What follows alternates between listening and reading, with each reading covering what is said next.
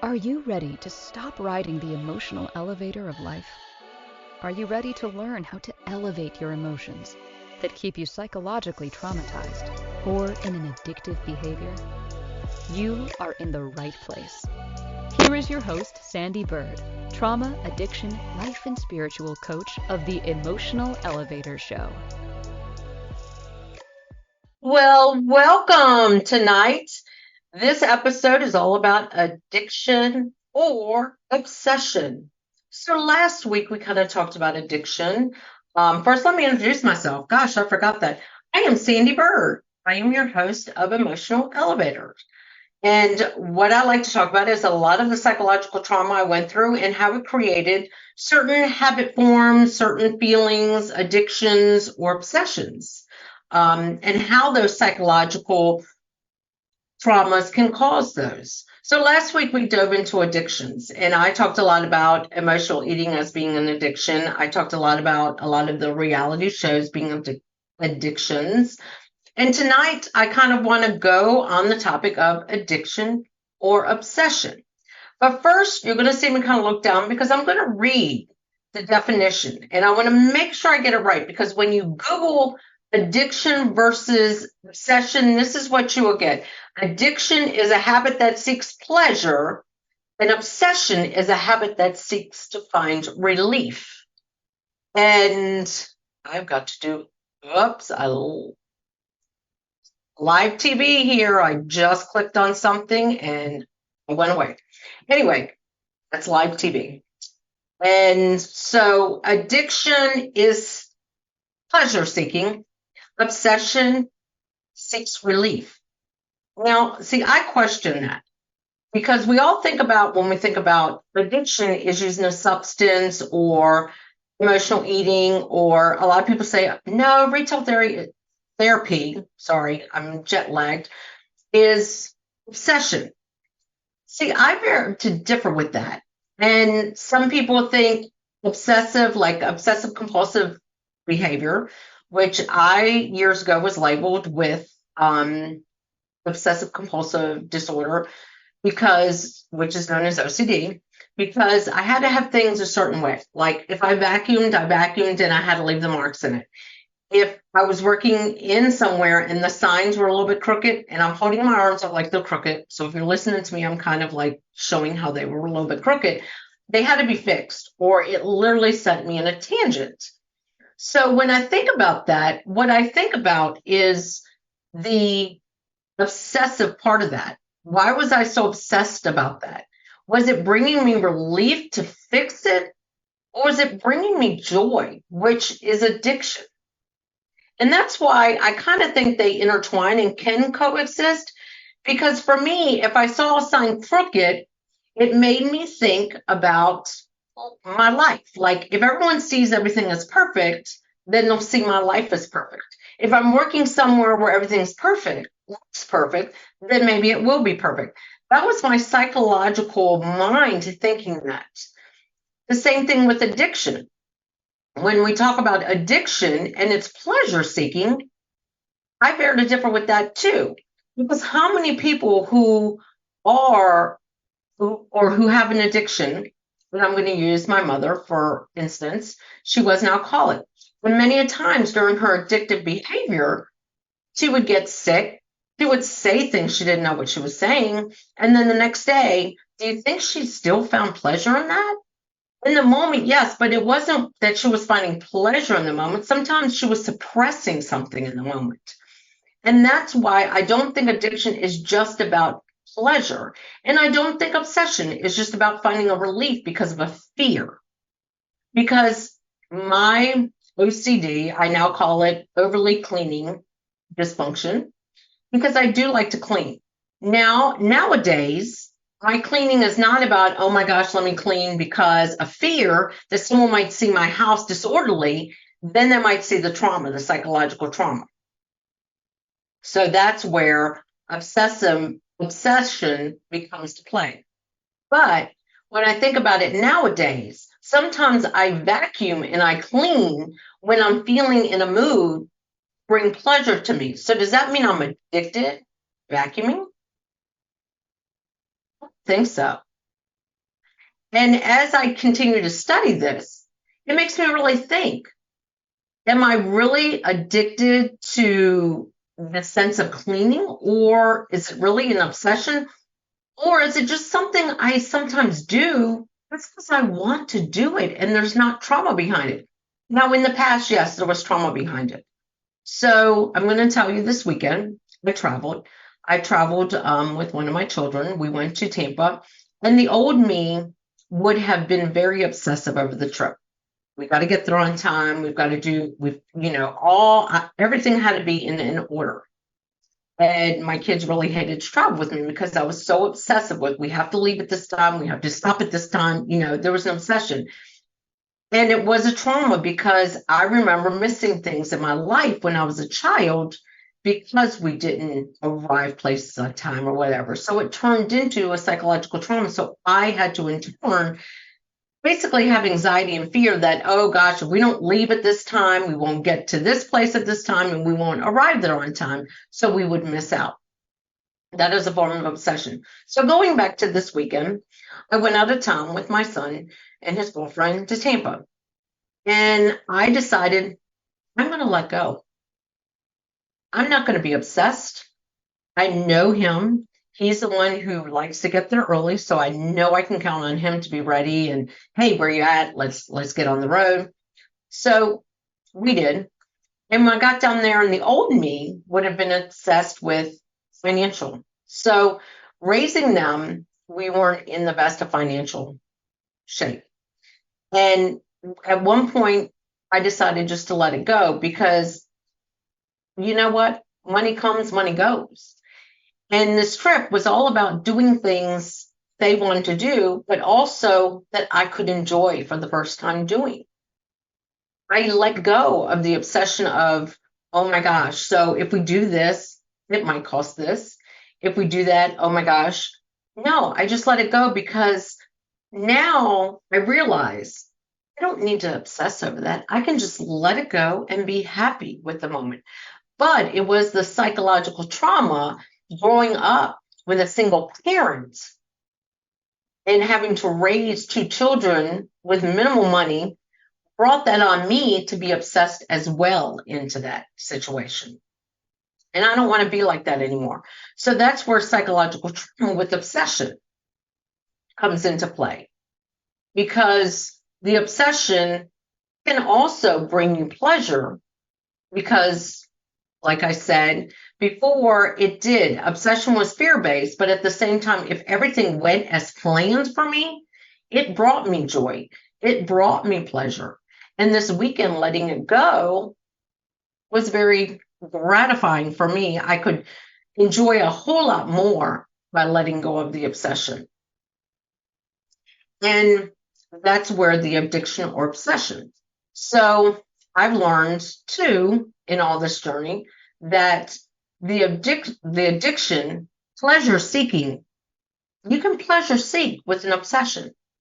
Because if you think about certain reality shows out there, one in particular I've watched recently is Weird Addictions, I want to say, or something about addictions. But here's the thing. When they are asked, why do you enjoy eating salt or salt chalk? Or why do you enjoy talcum powder, sniffing it? Well, it brings me joy. It reminds them of a certain time in their life. And if it's bringing them joy, is that an obsession?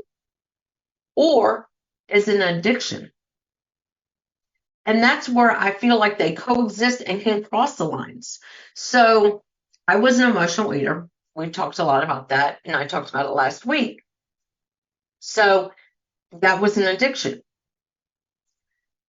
It wasn't a fear. I wasn't trying to, it wasn't fear-based. But I also obsessively vacuumed myself. But sometimes doing that, it brought me joy where I didn't emotionally eat. Because there was times where I would come home after a very stressful day at work and I'd walk in the house and I was already on edge and ready, to pounce, and 3 kids and, a disabled husband. I went ahead and started cleaning and vacuuming because at that time it brought me pleasure. It brought me joy to feel, wow, I'm accomplishing something. So does that mean in the moment my obsession was an addiction? No, but I do still believe it was an obsession. And now, like coming home today, I chose to kind of clean, do laundry. Didn't have to. Was that an obsession? In the old me, I would say, oh yeah, I definitely am obsessed with, making sure everything's the way I want it when I come in and when I'm back home and everything like that. No, it's just a matter of feeling grounded now. Grounded in my own house, grounded in myself. Because when I go out of town, and when I was out of town this weekend, I feel like I was there enjoying everything. And sometimes I get to the point where I want to maybe stay there. So when I come home and I can get grounded in my surroundings, and I hope you just didn't hear, I just hit my mic. When I get grounded in my surroundings, that does bring me joy and it does bring me pleasure. So that's where that obsession comes from. It was an obsession. Now is an addiction. Or is it just something now that I can say, there's no trauma behind it. I'm not doing it because I have to. I'm not doing it because there's a fear that, oh my gosh, someone might stop by the house today and might see like I've been out of town, so things are out of place, or I ran in and threw my bags down and I have clothes everywhere. It's not that anymore, because that was psychological trauma where I always felt, and I was brought up in a home where you always make sure everything had its place and had to be put in its place because of the fact that we wanted to look apart. We wanted to look the perfect part. So what did we do? We cleaned. We, made sure our clothes were nice and pressed. I mean, back when irons were a thing, how many people had to make sure that they had heavy starched shirts and ironed pants and everything to look apart, because that was an obsession. And when did we start realizing that we had true obsessions? And when did we realize that's an obsession and not an addiction? Because to me, some of those do coexist. And I think they both can bring pleasure. And I think they both come from fear. But yes, there are differences. An obsession is something like someone's got to count something 5 times. That's an obsession. But it could, to me, still be an addiction if it brings them comfort, if it brings them joy in that moment. And that's why, to me, there is differences between addiction and obsession, but I don't think the definitions clearly match up, because they can be intertwined. They can coexist, and in definitions, it does talk about how they can coexist because of the emotions behind it. But what emotions are we trying to gather, or what emotions are we trying to grab when we have addictions and obsessions? What is the emotion? And what is it we're trying to strive for with them? And what is the psychological trauma behind them? Because that's what I want to go into, is what psychological trauma did I experience, or maybe you experienced, we'll be able to dive into even further, because that's what this is about. Associating addiction or obsession or both with a psychological trauma that you might have experienced, and why some of us are more prone to obsessions with psychological trauma, and some of us are more prone to addictions with psychological trauma, because that's a big thing. Some of us go more towards the addiction when we have psychological trauma. Some of us go more to obsessions with psychological trauma. But I think we have both. I really think we have both when we've gone through true psychological traumas. And there's some that I think we're all going to remember as children that was said to us, because we're going to go to a break in less than a minute. But I want to wait on that because when we come back, that's when I want to ask a question. Did you ever hear these things in life? Because that embedded some of the obsessions in us. So we're about to go to a break, and I am your host, Sandee Byrd, on Emotional Elevator here on Inspired Choices Network, which you'll be able to listen to me every Wednesday. And when you come on, please register because I'd like to know who's here. Or you can always reach out to me at Sandee Byrd Sandee at emotionalelevator.com. So we're about to go to break. And when we come back, the psychological traumas that a lot of people don't think about that might have been said that pushes us to obsession, pushes us to addiction, and how they can correlate and relate. So we're going to go to break. And like I said, when we come back, I'm going to start asking you, did you hear this? And could it have led to an obsession or an addiction? And I'm your host, Sandee Byrd, and you're listening to Emotional Elevator. Are you living a life of psychological trauma or suffering from an addiction? Are you ready to learn new techniques to elevate your emotions without sustaining or obtaining them from substances that are not good for your mind or body? Then continue to tune into Emotional Elevator with trauma, addiction, life, and spiritual coach, Sandee Byrd, where you will learn techniques to elevate your emotions that don't require a magic pill, food, or impulsive behavior. Listen to Emotional Elevator with Sandee Byrd, Wednesdays at 7 p.m. Eastern, 6 p.m. Central, 5 p.m. Mountain, 4 p.m. Pacific, on InspiredChoicesNetwork.com.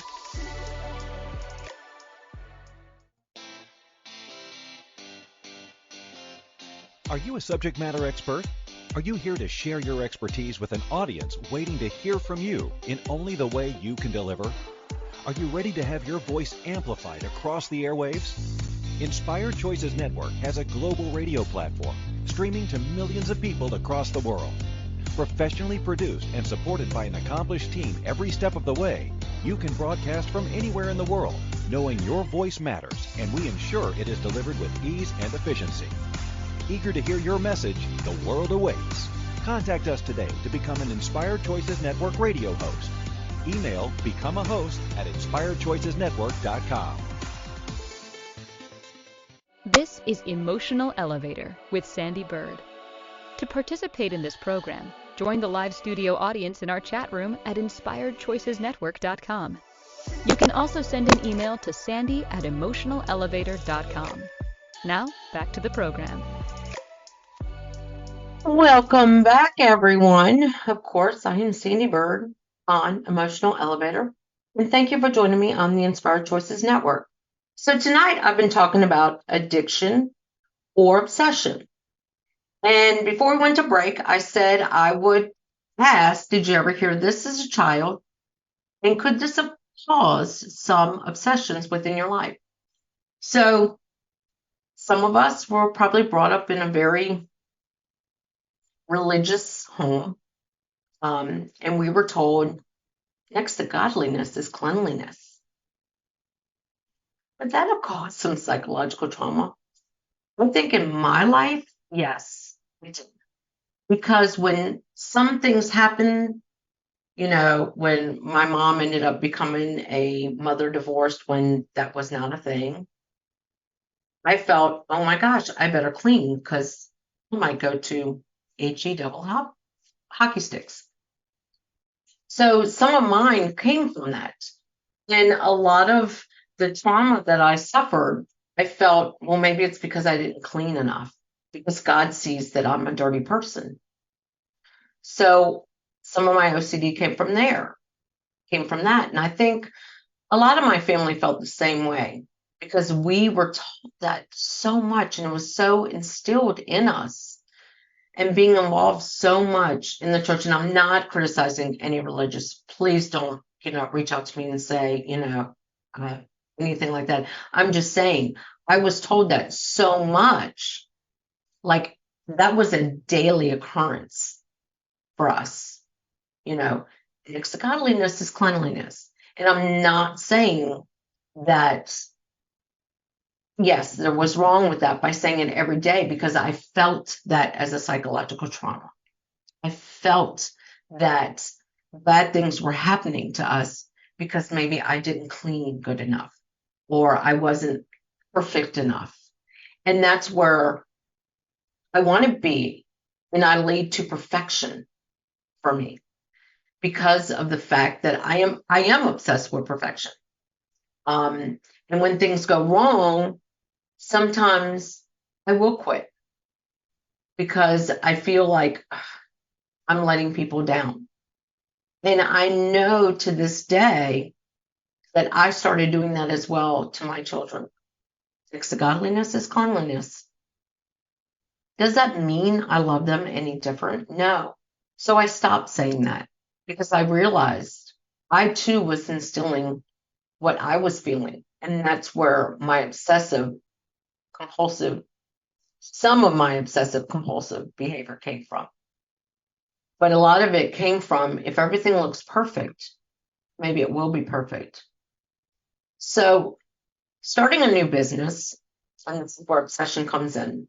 Starting a new business, many business people say, you got to drive it, you got to drive it, you got to drive it, you got to drive it, you got to post 3 times a day, you got to do this, you got to do that. And I did. I jumped into that and I became obsessive. To the point I was posting things weren't me. I was posting things to post things. And I decided recently that I was not becoming the person I necessarily wanted to be with. I was becoming obsessed with what I was told because I have to reach perfection.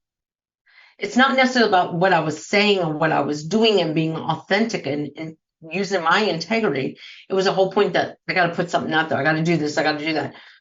So I became obsessed with a fear.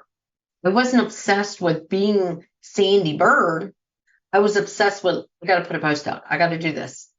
And when I decided to start just letting go and being who I really was and putting out things that I am really about, more people started listening and looking and going, oh, okay, now this is Sandee. And that's what this weekend was about too, is having emotional elevator. Yes, every day I want to post and some days I do. But this weekend, I let that go because I really wanted to have unplugged time with one of my sons that I wanted to heal with. Gosh, I feel like I'm getting emotional. But spending time with him unplugged means more to me than having a client. Because now that I've worked on my healing and my trauma, and those still things that are instilled in my kids that I see are obsessive behaviors with them, I would rather see them work on themselves and have their mom be unplugged and be present. And yes, I'm getting emotional. Than to post to have a client. Because the clients that I want to work the most with are clients that have been where I've been and don't just want to heal for themselves, but want to heal their family and the generations to come. Because that's what really, me going on my healing journey, talking about this on Emotional Elevator and helping other people, is so I can do that. So I can show people that the psychological traumas that we've been holding on to for 40 plus years, maybe 50 years, and that we've instilled in our own children, who are then going to instill in our next generations, that can be healed. And those generational curses can be broken. And those obsessions, because before I started working on my healing, I kind of enjoyed hearing the obsessions that my sons had. Sundays, we don't do nothing. We got to stay home. We do the laundry. We go shopping. We do this. Like, there's a regimen for my sons on a Sunday.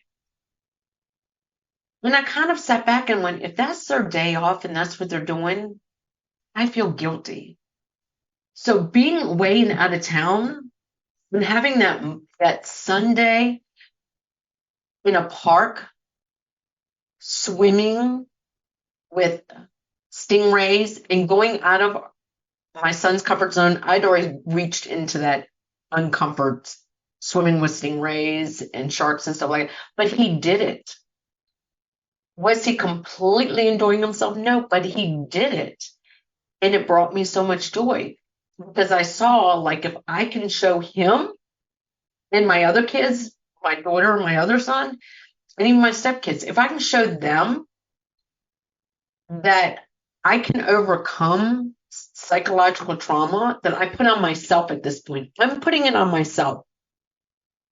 If I can do that, then and stop it and recognize my obsessions and my addictions, they too can do that. Because what I want from all of us is to recognize, okay, this is an obsession. And where did it come from? And why am I obsessed over it? Is it something that I enjoy? Because I'll be honest with you, I do enjoy vacuuming. It is sometimes my stress reliever. So maybe I am addicted to vacuuming. And I'm okay with that. But to now know I'm not doing it because it's fear driven, that everything's got to be perfect. And nope, don't anybody walk on the carpet because I want those lines there. But now to do it because this is my home, my house, and I enjoy being in my space the way I want my space to be. And some days, if I don't want to make my bed, I don't have to make my bed. But I was taught before you go to school, you make your bed. Before you do this, you do this. You know, it was always a regimen because there was so much fear and psychological trauma that my mom had gone through that she instilled in me. And it is those thoughts.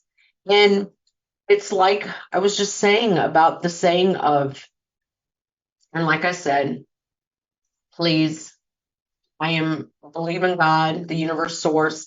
I believe he gave me this voice to speak about this. When we start categorizing God for psychological reasons next to God, cleanliness, the trauma that we're putting on ourselves and our children and our generations, no. Because you don't realize when you say something like that, and I'm speaking for myself, when you say stuff like that, it does put psychological trauma in there that instills that. So when all of a sudden something traumatic happens that you don't think God is going to do to you, and what I mean is a rape, I was raped. What do you think I'm thinking? I wasn't clean enough. Or now I'm dirty. And that's where the OCD comes in. Well, because I wasn't clean, I was raped, and God's punishing me. So let me take off the skin off my hands because I'm not clean enough. So these are topics right here that we need to steer away from. Because if you are a Christian, a Catholic, a Jew, whatever, God is going to love you, whether you come dirty or clean. And that's what we need to start talking about, not separating and saying things that can cause psychological trauma and make us feel that we're not because we don't look a certain way or we are a certain way, because that's what's causing the psychological trauma, and that's what's causing these obsessions and addictions. Oh my gosh, it's almost time for another break. This will be a good break. I can gather myself back again. But that's what I'm saying. Because that was instilled in me, that's where some of my fear came from. That it's got to be clean, it's got to be tidy, it's got to be a certain way. No, I wasn't one of those people that abused somebody because you couldn't see the label on the spice rack. I know there was a movie about that. but it still was there, that if everything is perfect, then I will be seen as perfect. So we're going to go to our second break. Wow, time is flying in this conversation. So we will go to our second break. Again, you can reach me at Sandee@emotionalelevator.com. Please reach out to me if anything I said sparks something in you. I would love to hear from you. But also, again, you can listen to me every Wednesday night at 7 p.m. here on the Inspired Choices Network. You'll also be able to play me back. I am on many different stations out there. Spotify, one of my favorites, Apple Radio, iHeart, all of them. So again, we'll be going to a break. And when we come back, we'll get into more things that can help you break these psychological traumas that are related to addictions or obsessions or both, and how they kind of intertwine and how you can change that. So again, thank you for joining me tonight on Emotional Elevator. I am Sandee Byrd, and I'm so excited to be having this conversation. So come back. Thank you. Are you living a life of psychological trauma or suffering from an addiction? Are you ready to learn new techniques to elevate your emotions without sustaining or obtaining them from substances that are not good for your mind or body? Then continue to tune into Emotional Elevator with trauma, addiction, life, and spiritual coach, Sandee Byrd, where you will learn techniques to elevate your emotions that don't require a magic pill, food, or impulsive behavior. Listen to Emotional Elevator with Sandee Byrd, Wednesdays at 7 p.m. Eastern, 6 p.m. Central, 5 p.m. Mountain, 4 p.m. Pacific, on InspiredChoicesNetwork.com.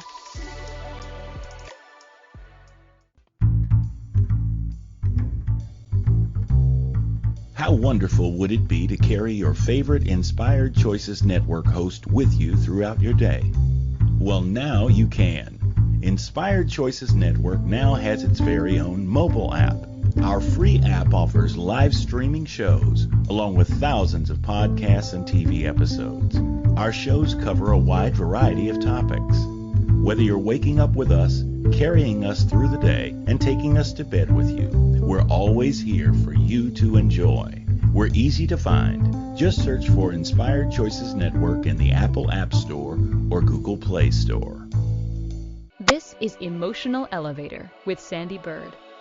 To participate in this program, join the live studio audience in our chat room at InspiredChoicesNetwork.com. You can also send an email to Sandee@emotionalelevator.com. Now, back to the program.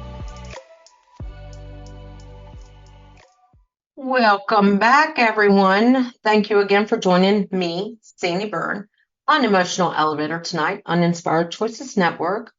We have been talking about addiction or obsession, and I've kind of gone into obsession and how the psychological traumas can lead to some of our obsessive behaviors. And I kind of got emotional there because I have handed down some of my obsessive behaviors to my children because of the psychological trauma that I too imposed on them, that was imposed on me. And I am very grateful to be able to work on my healing and spread that to other people, to recognize their psychological traumas that might have been said or done to them, and how to break those cycles, and also how to break those generational curses. Because my youngest child is my daughter, and we are very blessed together to break these generational curses. So I'm going to tell you a funny story about me and my OCD and my obsessive cleanliness. I call it my obsessive cleanliness disorder because I still kind of have it.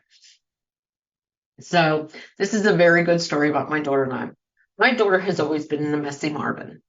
She has, and sorry if you're listening to me, her name is Marvin, but that's just what we called her. So she was always the one that the door got closed and she fought back. And I finally gave in, and I'm like, you know what? It's her personality. I'm just going to let it go. And that's when I realized I need to work on my healing when that took place. So we didn't talk for a couple of years because we had generational curses we need to break, and we had this is going to be a topic, and she might end up coming on here with me, but this is a topic for the next show. But to kind of give you the layout, I told her we're going to go on this retreat together and start working on our healing.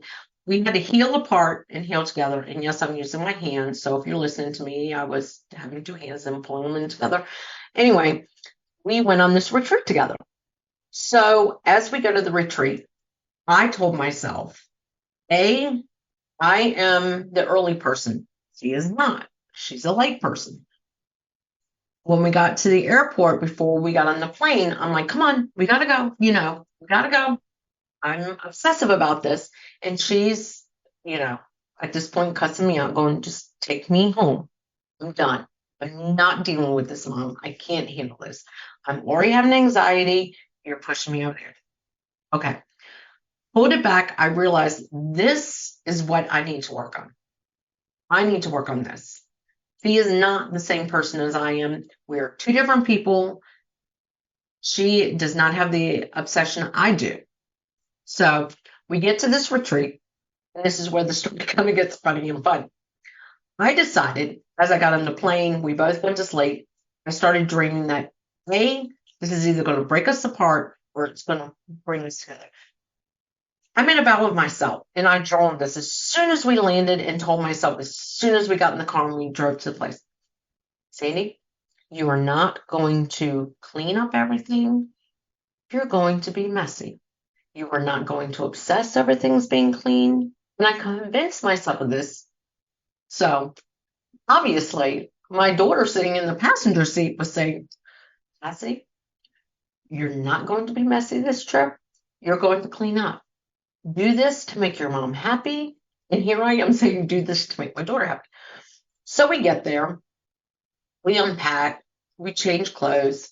We come back. We're changing in our pajamas. I'm just throwing the stuff away. My daughter's neatly doing stuff. The next morning we get up. I knew the host of this retreat. We go out. And I go back in the bedroom to go to the bathroom. I drank my coffee with the older women. There was older women and younger women. Anyway, I go back in, and the bed's made. Bathroom's kind of straightened up. I'm like, wait a minute. Did you have a maid? And she's like, no. What are you talking about? I'm like, I didn't make the bed. I chose not to make the bed. And I know my daughter didn't make the bed. So here she coming in to get herself her coffee. And the person in charge goes, hey, did you make the bed? Because your mom's in here like thinking I had a maid. She goes, yeah. You made the bed? Yeah. So then later that day, we did an exercise, and she says, Mom, I chose to make you happy. And I was like, I'm choosing to make you happy. So I realized then that she was breaking that obsessive compulsive or obsessive cleaning disorder that I had, because she chose to try to please me by always cleaning up and making the bed and doing everything. And I was choosing to be messy to make her feel comfortable, make her happy. So we did this retreat, and then we decided to spend more time together. And we went to another part of Arizona, and we spent time together. And we just kind of did our thing. But there was days where she made her bed. I did not. There was days where I had clothes everywhere. She did not. Because we both chose to show the other person that we still can do things to kind of make the other person happy, I guess you want to say, but to show I can do this. And I showed her, well, I can do this. I don't have to have things this way. What I want is happiness and joy within us. And I want us to be able to be on a level where we can enjoy each other. So that's when I realized that was a psychological trauma. My obsessive, making sure everything was clean and orderly, and going out of town, you got to make sure everything's folded nicely and everything. Just throwing stuff around because I wanted her to feel comfortable. And she then was cleaning her stuff up to make me feel comfortable.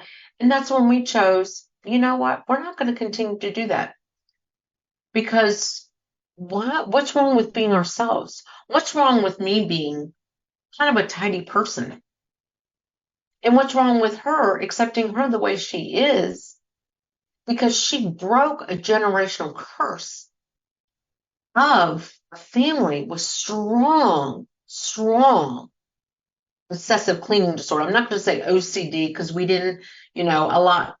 I've had doctors say like OCD is more the, you got to go around the block 3 times, you circle 3 times. Like I did those kind of things. Yes. I don't do that anymore. I can see pictures crooked and I can walk by and I'm like, oh, that's okay. Because I realize it's good not to have things look perfect because it's not perfect. And that's what social media did for me over the years too, is as you look at people and everything looks so perfect and uniform. And when I had people out there telling me, what to say, how to act, I realized that's not me. So why am I going to do that? Why am I going to be somebody I'm not? And that is choosing an obsessive behavior to put on a facade. And that is what obsession is. It was based out of fear. If I don't say this, if I don't act like this, if I don't do this, no one's going to come to me. I realized people weren't drawn to me because they could see through me. They could see I was putting on a facade. They could see I was not being, and I really don't like the word authentic because I think you can be, and this will probably be another show, because I think you can be authentic in the moment, but what I coach out of it is the 3 I's: integrity, intuition, and insight. Through all my trauma, abuse, rape, everything I've been through, my obsessions, my addictions, I've always had integrity. Everything you're going to get from me with truth. And when I realized I started putting myself out there without my integrity, that's when I decided, no, I'm done. Let me be me. Because the stories I'm going to tell on here and the psychological trauma I'm going to talk about, they're real.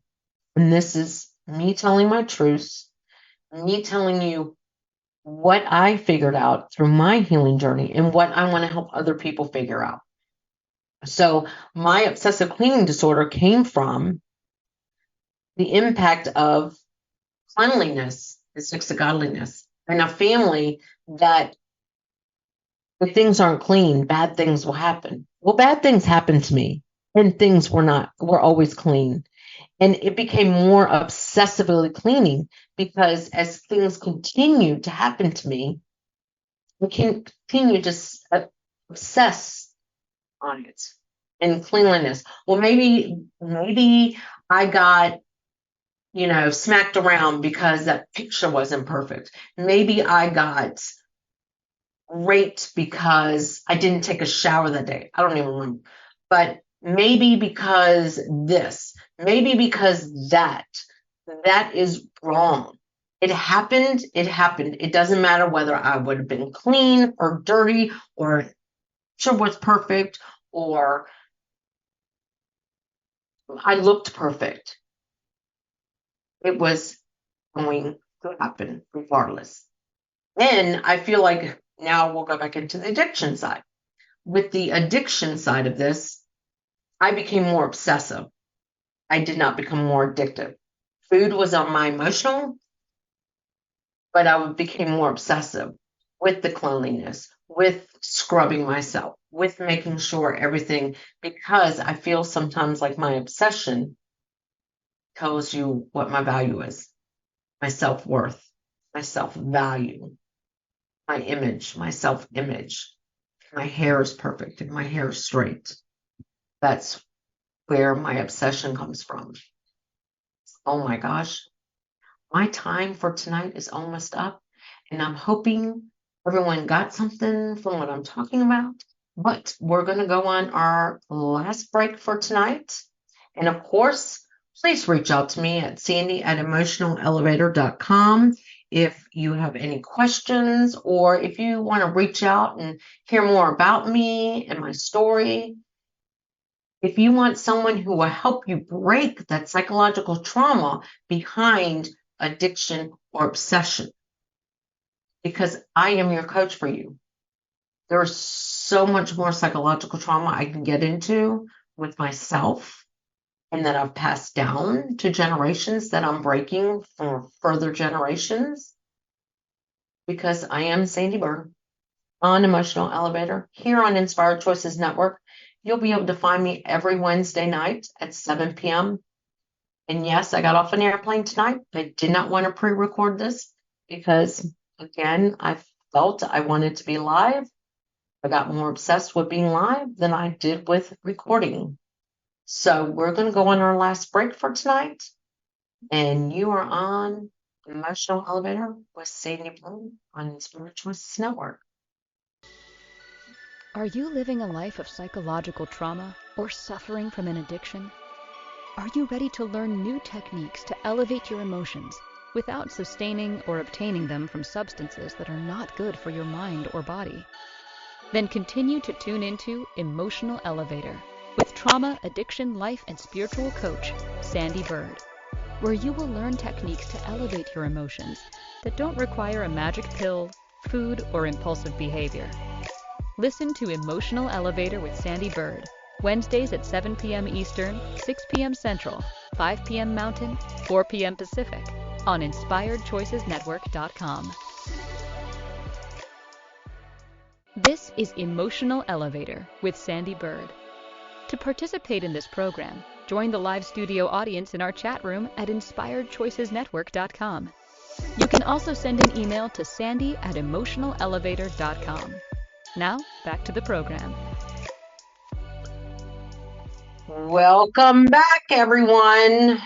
So a question was asked me, is people-pleasing an addiction or an obsession? It can be a little bit of both depending on your psychological trauma. And that is a good topic for a show that I was going to come up with for the new year, because we all talk about that after the holidays, the people-pleasing. People-pleasing to me can be both. And the reason I'm going to answer this question as both, because when we want to seem like we've got this perfect life going on and perfect, we will please others because of the obsession of wanting, the obsession of the fear that we need to let go of. Where also people-pleasing can be an addiction, especially, like I say, when it comes to children and stuff, is because we want to make sure they're pleased. We want to make sure they see us perfectly, that they see we overcompensate for what we see as our flaws. So, and I can tell an interesting story about people pleasing. So back when I learned hypnosis, I am also a hypnotherapist, and I use that in my coaching. When I was going to do the training, she said, a lot of people don't realize that they're people pleasers. I was a people pleaser. You asked me to go somewhere, I went. I was obsessed with having to go everywhere with everyone. If someone asked me, they got first choice. It didn't matter if I was tired as tired could be. If you asked me to go somewhere, I went, because I had a people please. So anyway, hypnosis. He said a lot of people don't realize that sometimes their people pleasing comes from trauma. And I was like, okay, let's go further. Well, I became a people pleaser when my best friend died, is what I was told by this person. Wait, what? Moment. Light bulb. Bling. Guess I'm making the bling look. People pleasing for me was an obsession, because I was supposed to go to a party when we were a month from graduating high school. I was a lifeguard manager by that point at 17. I was 18.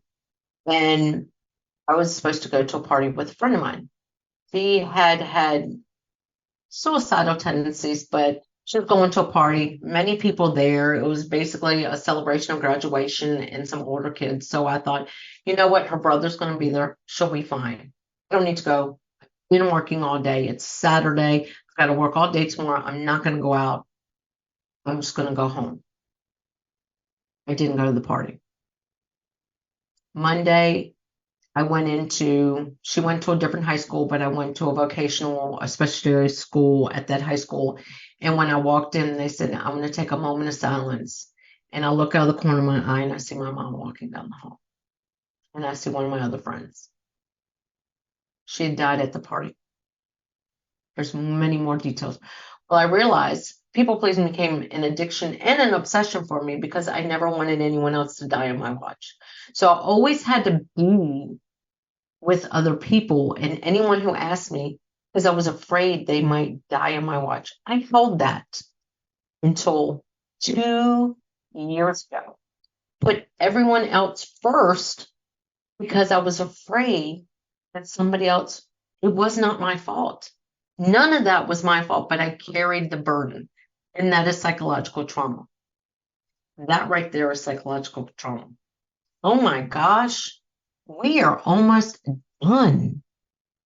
Wow. Anyway, you're going to have to reach out to me to get the tips for breaking the obsession or the addiction.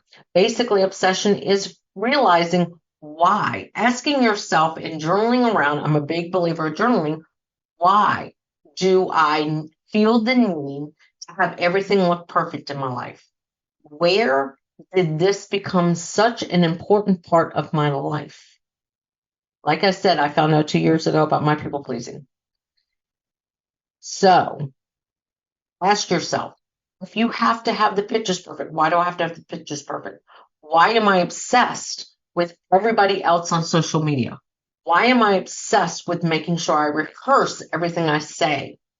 Why am I obsessed when I have squirrel moments? Why am I obsessed with this? There is a psychological trauma that is keeping you obsessed.